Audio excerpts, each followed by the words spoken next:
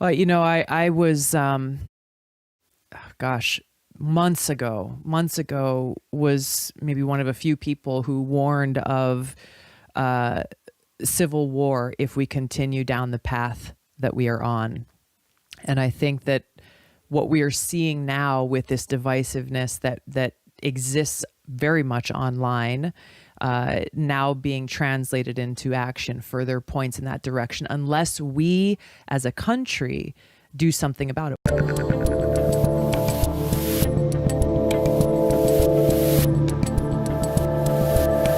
Joining me today is an Army veteran, a former Democratic U.S. presidential candidate, and now former Congresswoman, Tulsi Gabbard. Welcome back to the Rubin Report. Hey, good to see you, Dave, always. So there's obviously a ton to talk about here and a lot of stuff happening right now as we tape this. But first off, do I have to refer to you as former Congresswoman? Do you keep being called Congresswoman forever? How does that work? Like when you're mayor, they always call you Mr. Mayor or Mr. President. Are you Congresswoman Tulsi forever, even though you've stepped away? I think so, but I don't know the answer to that. My former staff asked me that yesterday. I was like, you know what? I actually don't know the answer to that, but Tulsi is always great. Tulsi will work. Okay, so yeah. Look, we're taping this right now as the Capitol is literally being stormed. I mean, that is happening right now. I know you were seeing it right before we started, just as I was. I wasn't planning on starting here, but what do you make of what's going on right now? I mean, it's heartbreaking to see this happening at our nation's capital, but it is also indicative. This is a symptom of much deeper issues and challenges that have been stewing for a long time and a lot, especially as of late over this last year. Where this conflict culture that we have seen growing in our society, whether it's online and now it's being embodied or actioned offline, it results in something like this. And so you've got to look at what's driving this, what's fueling it. You can look at politicians, political leaders who are more interested in fueling fueling divisiveness, riling people up for their own personal or political benefit. You see the media doing the same thing for ratings.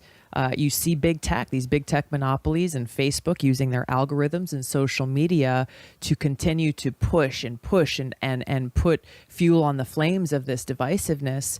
Well, you see what is happening here today at the United States Capitol before our very eyes is the manifestation of that is the symptom of these deeper problems.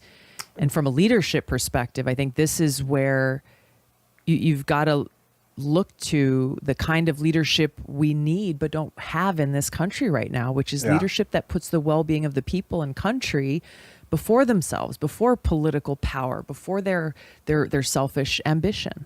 Are you kind of shocked as someone that was in the government that just not only our leadership in terms of government, but our leadership sort of across the board, our academic leadership, our intellectual leadership, there's podcasters and stuff like that, but that we don't have sort of like a trusted group of people anymore that kind of bring us together across the board. It almost just simply doesn't exist anymore.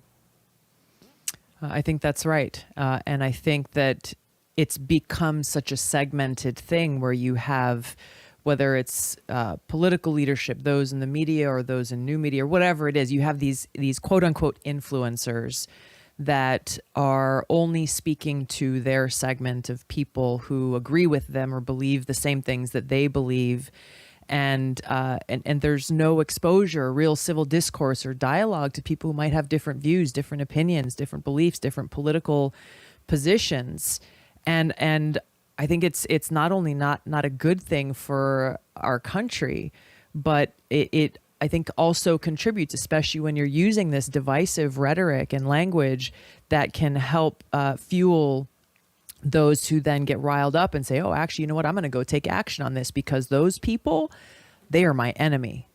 Yeah, that's the dangerous thing. So does this, what's happening right now, and then we'll move on to some other stuff, does it sort of feel like this was inevitable in a weird way? Like once I started seeing it this morning, it was just kind of like, oh, yeah, of course this is exactly what was going to happen. And in a weird way, it's almost like we all deserve it for being part of it or something like that.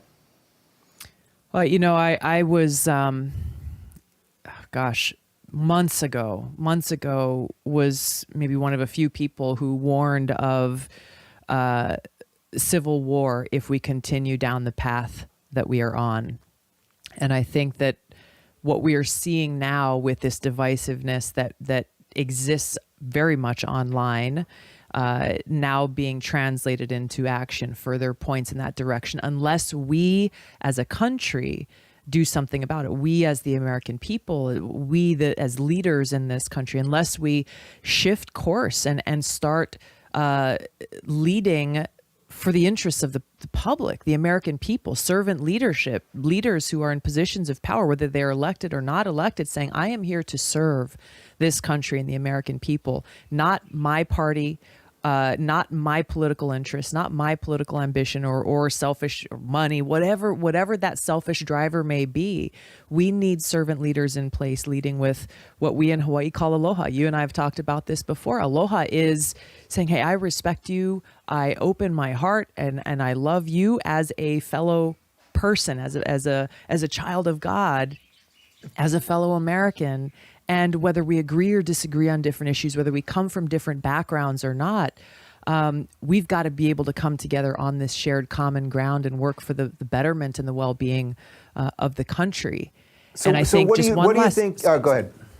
I was just going to say one last note on the danger of what we are seeing playing out today is this normalization of violence, where violence and a lot of the riots that we've seen over the last year occurring, that violence is somehow okay if it aligns with your view of what these people are quote unquote fighting for. And that's a very dangerous thing, because when I say leading with aloha, I don't mean just, okay, we're just going to sit back and not do anything. Leading with aloha means standing up and fighting for what is right, but doing so within the construct of the institutions that we have in this country.